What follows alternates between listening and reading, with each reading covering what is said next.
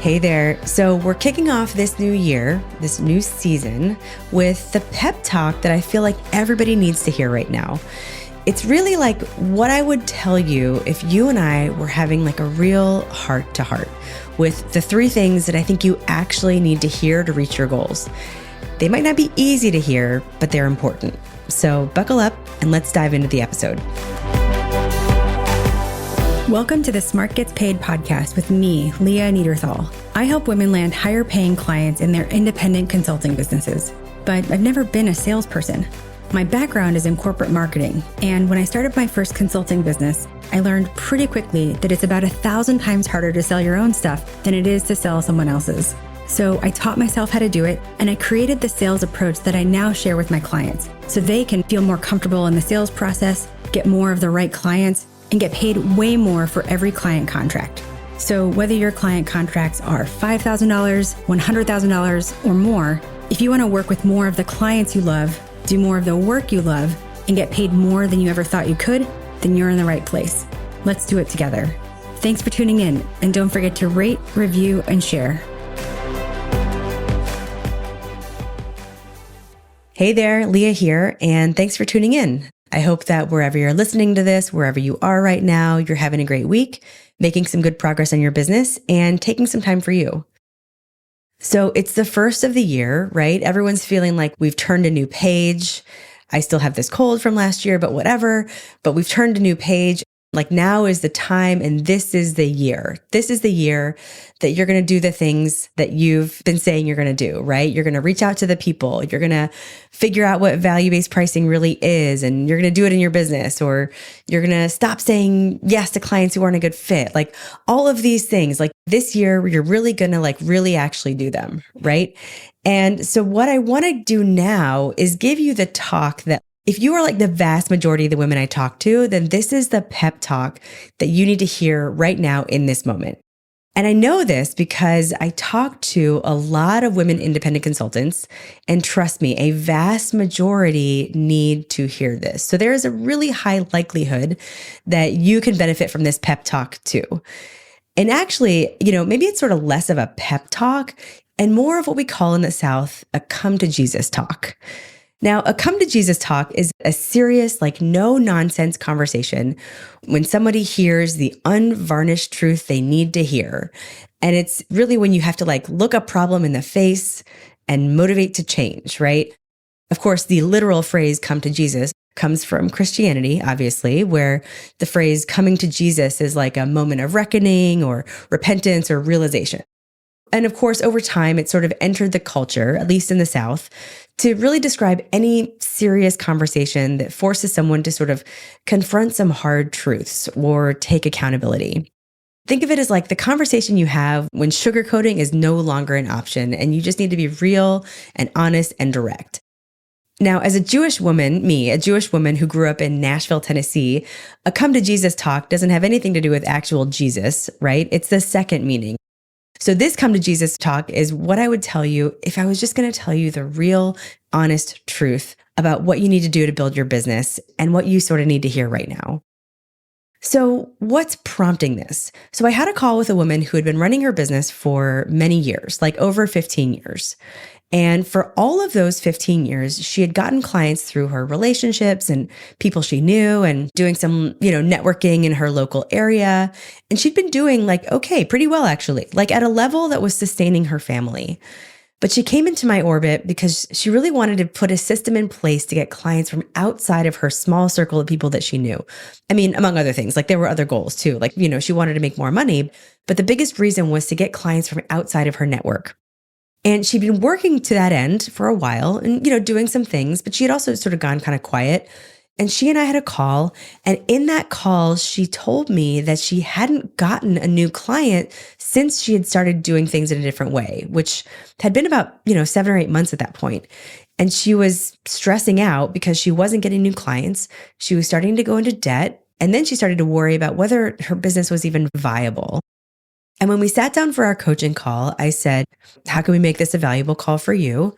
And she said she wanted to talk about two things. Number one, her scope and pricing. And number two, her framework, which is a tool we use to communicate your expertise and explain your approach to, solving the problem you solve. And as she explained what was going on in her business and her financial situation, and then she told me what she wanted to talk about, I saw this huge disconnect and I realized that I had to say something. And so what I said to her in that call is what I'm going to share with you here. And even if her situation isn't the same as your specific situation, there's still a ton of value to what you're going to hear. Because just know that I hear some version of this with almost every woman independent consultant that I talk to. So what I'm sharing here is you can use it sort of as a roadmap. It's in 3 parts. And if you've already done number 1, then you can move on to number 2. And if you've already done number 2, then you can move on to number 3. All right. So wherever you are in growing your business, there's something here for you. We'll dive into the 3 steps after this. All right. So what do I think that every woman consultant, including you, needs to hear? So let's dive in. Number 1, stop fluffing the pillows. So imagine you wanted to have people over to your house, maybe a dinner party, but instead of inviting people to your party, you spent your time fluffing the pillows on your couch. You probably wouldn't have anyone at your party, right? And so I see so many women fluffing the pillows instead of inviting people to their party.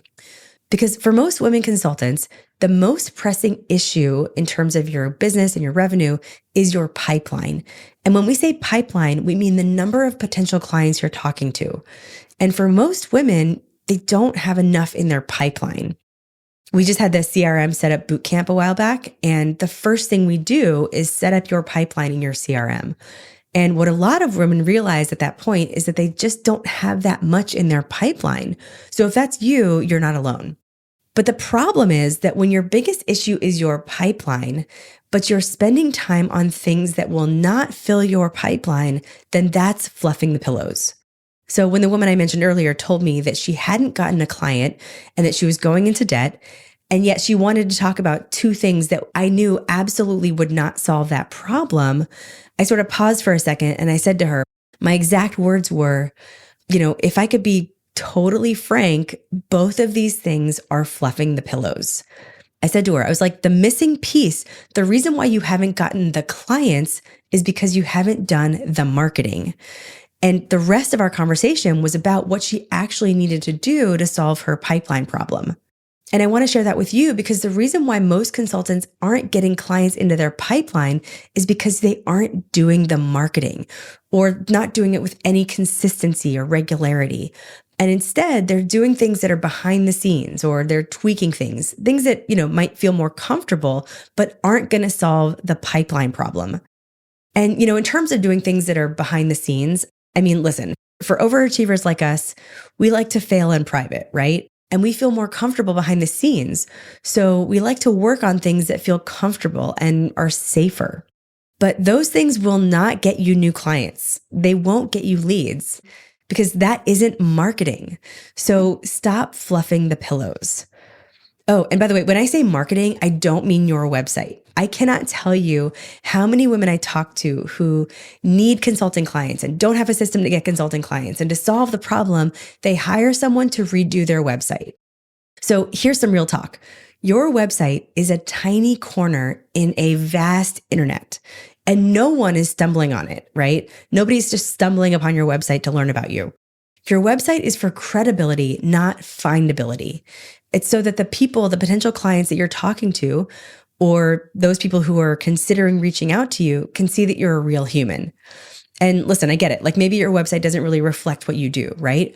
So create a proper painkiller statement, add it to your website, make a few text edits, call it a day, and start doing actual marketing.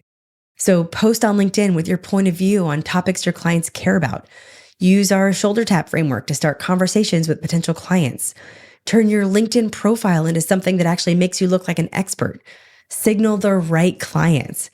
And don't just do random acts of marketing. Do it consistently and make it a practice.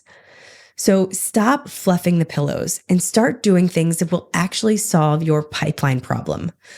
So what you can do right now to do that is look at your pipeline and then look at your to-do list and ask yourself, are you focusing on tasks that directly fill your pipeline, or are you just fluffing the pillows? So that's the first thing. Stop fluffing the pillows. So the second thing is do the things. So when you graduate from the first thing and you know you need to stop fluffing the pillows, so you know the things to do, then do the things. So if you're like a lot of the women I talk to, you have a list of people that you know you need to reach out to, or you have a notes file with all of your ideas about stuff you want to write about, right? Things that would maybe make a great post or a newsletter. I talked to a woman who said, I have a Google Doc with all the people that I know I should be reaching out to. And I've had that same list for like 2 years and I haven't reached out to them.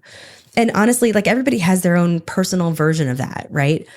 And how many times have you looked at it, said you needed to do it, made an attempt to do it, maybe you weren't sure what to say or worried it would be awkward or whatever, said, okay, I'll come back to that later. Then you felt bad about it. And then you repeated the same cycle again over and over, right? Imagine how much time you've spent thinking about it, planning to do it, worrying about it, feeling bad about not doing it, right? Like this is really precious brain power that you're wasting doing that. And listen, I have this too in a different area of my business. There was something I was stressed out about related to a business filing that I had on my to-do list for over a year. And I thought about it a ton and I put it off and I kept changing the due date on the Asana task or whatever. And I let it worry me. And you know what? When I actually got on the chat with customer service to actually take care of this thing, I learned that the thing that I was worried I'd have to do, I didn't even need to do at all. Like I spent hours putting this off and it was solved with a 5-minute chat with customer service. So, listen, I get it. So that's why the second thing on this list is do the things. The best explanation of this that I found, it was actually the audio track on an Instagram reel from one of my former clients. And when I dug in to find the source of the text, the only source I found is from a site called Strangest Loop. There's no author credited, but I'm going to read it here. It's a little piece. It's called Things That Aren't Doing the Thing. Okay, ready? Things that aren't doing the thing. Preparing to do the thing isn't doing the thing. Scheduling time to do the thing isn't doing the thing. Making a to-do list for the thing isn't doing the thing. Telling people you're going to do the thing isn't doing the thing. Messaging friends who may or may not be doing the thing isn't doing the thing. Writing a banger tweet about how you're going to do the thing isn't doing the thing. Hating on yourself for not doing the thing isn't doing the thing. Hating on other people who have done the thing isn't doing the thing. Hating on the obstacles in the way of doing the thing isn't doing the thing. Fantasizing about all the adoration you'll receive once you do the thing isn't doing the thing. Reading about how to do the thing isn't doing the thing. Reading about how other people did the thing isn't doing the thing. Reading this essay isn't doing the thing. The only thing that is doing the thing is doing the thing. Not bad, right? I mean, that's pretty good. So do the things, especially when the things are marketing your business so you can get in front of potential clients and create some client opportunities and lead a sales process and get a client and get paid. And I want to say, when we're talking about do the things, this isn't about adding more things to your plate. I mean, I know you're busy. Everyone's busy, right? This isn't about just adding more things to your plate. This is actually about getting things off your plate that you already know you need to do, but you've been stressing out about them and putting them off and telling yourself you should do them. Because then it's actually in 2 places. Not only is it on your actual to-do list, it's also on your mental plate as well. So do the things is about actually doing the things that are on your mental plate so that you can free up that brain space and actually get the outcomes that you need for your business, which is more potential clients in your pipeline. So if this is resonating with you, one way you can act on this right now is ask yourself, what am I doing instead of doing the things? Am I thinking about the things? Am I worrying about the things? Am I writing the things on a Post-it note? Get honest with yourself about what things you might be doing that aren't doing the things. All right, so that's number 2, do the things. So just to recap, so far, the things I would tell you to do if you're not happy with where your business is number 1, stop fluffing the pillows. And number 2, do the things. And the third is imagine you're being chased by a bear. So imagine you're being chased by a bear goes something like this. So imagine you're taking a walk through the woods, right? Just a leisurely walk. as you're walking, you're probably looking where you're stepping, right? You want to make sure you're stepping the right place. You don't want to, roll your ankle or whatever, but you're sort of, gingerly walking through the woods. Okay. Now imagine you're being chased by a bear. If you're being chased by a bear, you're not asking like, ooh, is this the right step? Or is it okay if I step here? Or will they think it's weird if I go this way? No. When you're being chased by a bear, you run through the freaking woods. And if you don't have enough in your pipeline, or you don't have a system to get potential clients into your pipeline, and that's causing you stress, then you are being chased by a bear. So when you've decided to stop fluffing the pillows and you're finally doing the things, and especially if the things you need to do are to market your business and get clients into your pipeline, then freaking do them. Like run through the woods. Imagine you're being chased by a bear. But a lot of times what happens is when you start to do the things, you start doing them like a little bit, right? Like maybe a little bit at a time. You're sort of doing a little here and there, making it perfect, being really thoughtful, and sort of like gingerly doing the marketing. I see this all the time. The woman I mentioned earlier, after we had our Come to Jesus talk, she was like, yes, I know I need to actually do the marketing.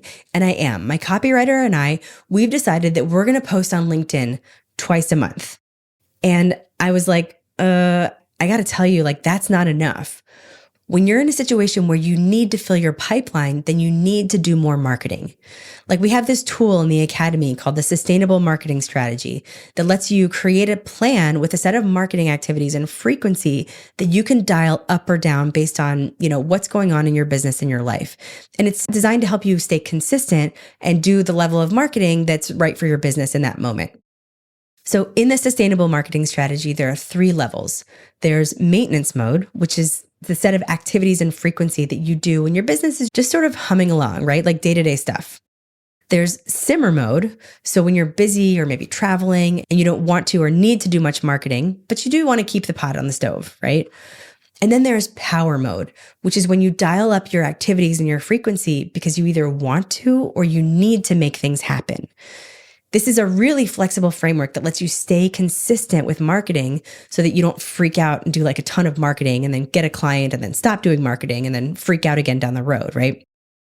And the biggest aha that most people have when they create their sustainable marketing strategy in those 3 levels is that they thought they were in power mode, but they've actually been in simmer mode. Like they thought they were doing a whole lot of marketing, but they were really doing very little in the grand scheme of things. And it's kind of eye-opening to realize that. And it's also really empowering when you learn how to do marketing that sounds like you and works, and you can dial it up to make things happen. So back to the woman I mentioned, when I said to her, 2 posts a month is really not enough. She said to me, I know, but I need more time. And I said to her, you might think you need more time, but for people like us who are recovering perfectionists and we want everything to be right, you actually don't need more time. You need less time. And I told her how when I was starting to post on LinkedIn for my business, this is a long time ago, I made it the first thing I did every morning. I gave myself 30 minutes and I told myself that I couldn't do anything else until that was done and posted. Because I know myself, I will want whatever I do to be really thoughtful and really insightful and thought-provoking and make me sound smart or whatever.